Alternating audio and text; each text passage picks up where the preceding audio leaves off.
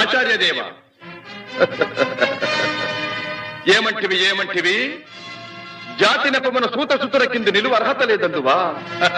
ఎంత మాట ఎంత మాట! ఇది ఛాత్ర పరీక్ష గాని క్షత్రియ పరీక్ష కాదే.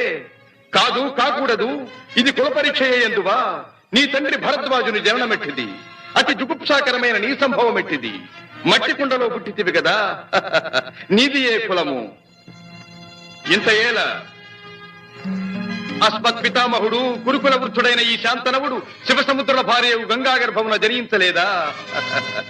ఈయనదే కులము. నాతో చెప్పించువేమయ్యా, మా వంశమునకు మూల పురుషుడైన వశిష్ఠుడు దేవవేశ్యకు ఊర్వశీపుత్రుడు కాడా?